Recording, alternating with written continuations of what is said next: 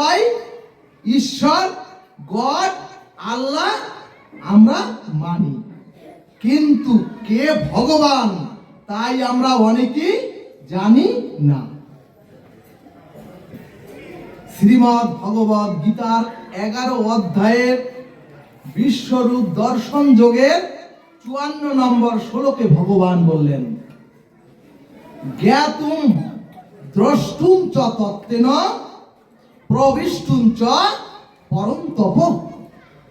সুধীজন, ভগবান প্রথমে বললেন আমাকে জানো, আমাকে জানার পরে আমাকে দর্শন করো, আর দর্শনের পরে আমাকে তোমার অপরাক্ষ অনুভূতির দ্বারা তুমি আমার মধ্যে প্রবেশ করো।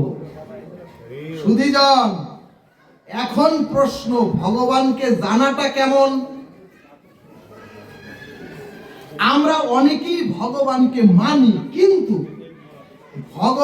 আমরা অনেকেই ভগবান কে তা আমরা অনেকেই জানি না। এখানে ভাগবত বললেন জানা আর মানা বহুত অন্তর পৃথক। এখন প্রশ্ন, ভগবানকে মানাটা কেমন? সুধীজন, সমাজে বহুজনকে যদি জিজ্ঞেস করেন সেই সচ্চিদানন্দ পরতত্ত্ব অখণ্ড অদ্বয়ের স্বরূপ কি, ভগবান ধামের তত্ত্ব কি, ভক্তগণ যারা বলেন আমরা ভগবানকে মানি তারা এর উত্তর দিতে পারেন না। অর্থাৎ স্বরূপত তত্ত্বত অখণ্ড পরতত্ত্ব ভগবানের স্বরূপ আমরা অনেকেই জানি না। এখানে ভাগবত বললেন আমরা ঈশ্বর তত্ত্বকে স্বীকার করে মানি, কিন্তু ঈশ্বরের অখণ্ড পরতত্ত্বকে আমরা সকলে জানি না। ভক্তগণ, প্রথমেই বলেছি জানা আর মানা বহুত অন্তর পৃথক। আবার সুধীজন, এর বিপরীতে যারা বলেন আমরা ঈশ্বরকে জানি, তাকে যদি প্রশ্ন করি আপনি ঈশ্বরকে কি রূপে জানেন, তখন তিনি উত্তর দিবেন ঈশ্বর হচ্ছেন পরব্রহ্ম এবং ঈশ্বর এই অনন্ত বিশ্ব ব্রহ্মাণ্ডের সকল অণু পরমাণুতে ব্যপ্ত এবং স্থিতি এবং বর্তমান,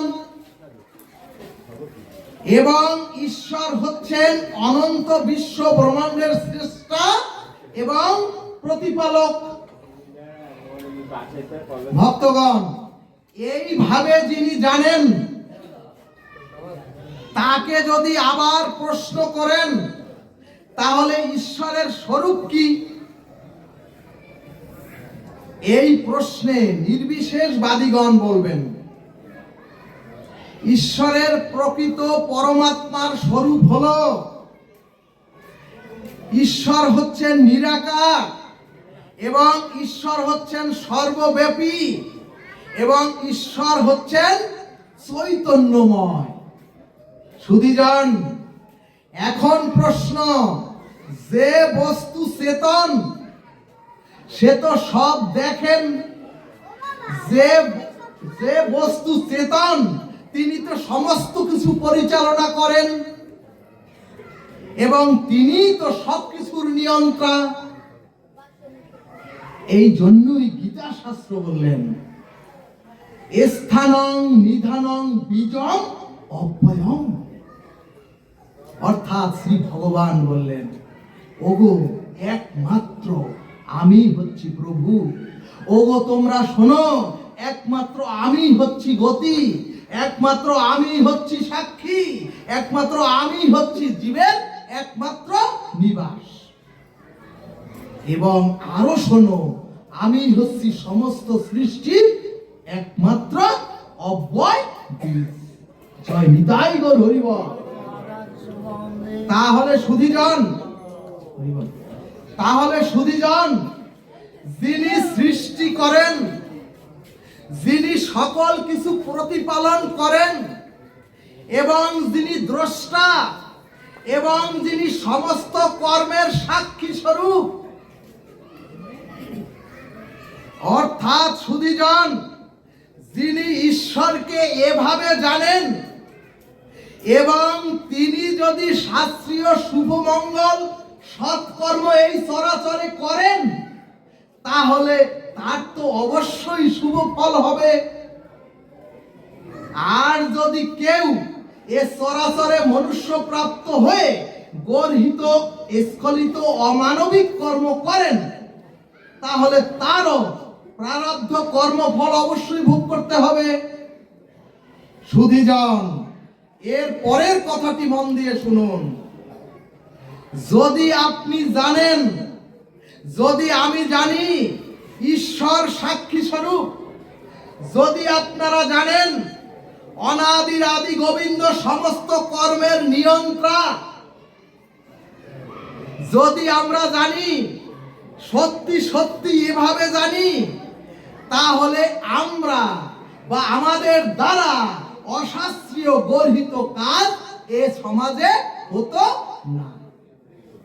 তার মানে আমরা যারা বলছে আমরা ঈশ্বরকে জানি, তারা প্রকৃত তত্ত্ব তো ঈশ্বরকে জানেন নি।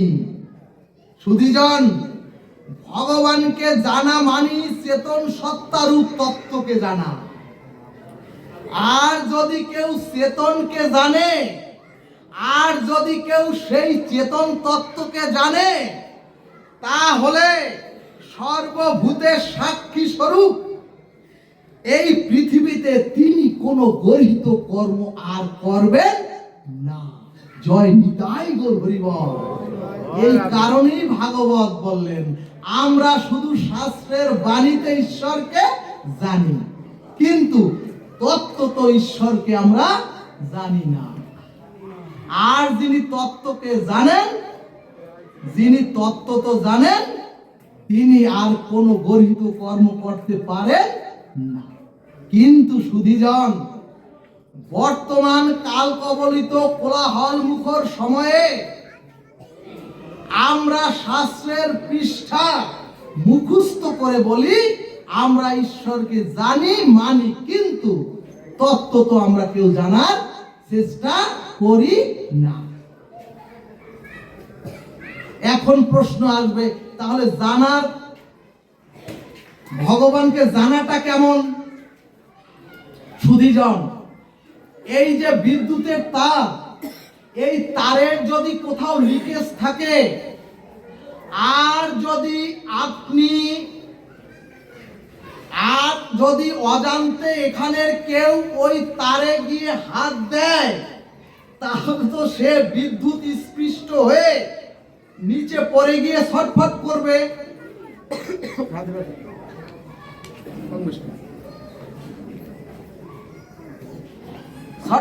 ছটফট করবে।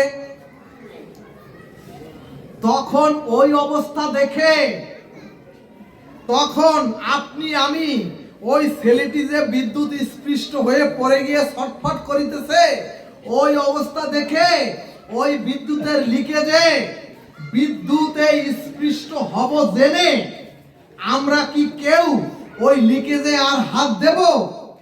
সুধীজন, এখন প্রশ্ন, কেন বিদ্যুতের লিকেজে হাত দেব না? কারণ আপনি আমি তো দেখেছি, জানি ওখানে লিকেজ আছে, ওই লিকেজটায় হাত দেয় হচ্ছে বিপজ্জনক, এবং লিকেজে হাত দিলে আপনাকে আঘাত পেতে হবে।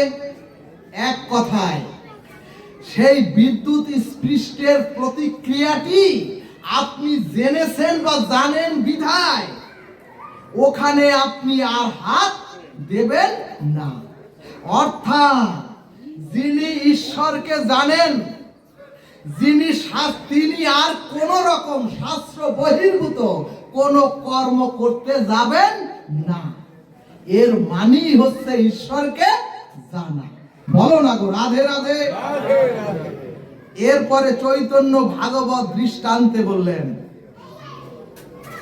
যদি কোনো ক্ষুধার্ত বুভুক্ষ ব্যক্তি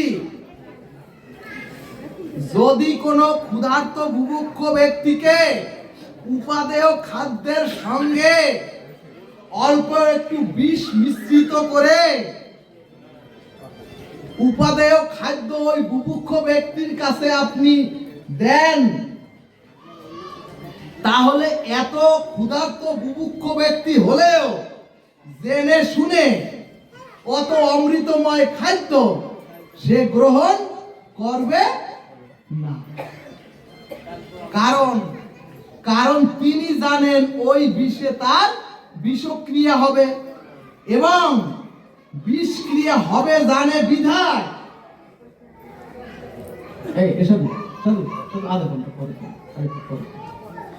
এই বিষক্রিয়া হবে বিধায়, জানেন বিধায় কোন ক্ষুধার্ত ব্যক্তিও ওই বিষ মিশ্রিত সুস্বাদু খাদ্য গ্রহণ করবেন না। এজন্যই শাস্ত্র বললেন, এজন্যই আমাদের দুর্দশা। কবিগুরু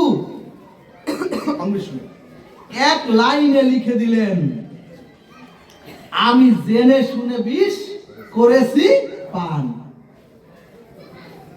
সুধীজন, ভাগবতের সার কথা হলো, গোবিন্দ চরণে ভগবত চরণে যিনি আশ্রয় নিয়েছেন তাকে জীবন যুদ্ধে জয়ী করে ভগবান সংসার চক্র হতে দিব্য কান্তিময় দেহ তৈরি করে ভগবান তাকে চিরমুক্তি দান করেন।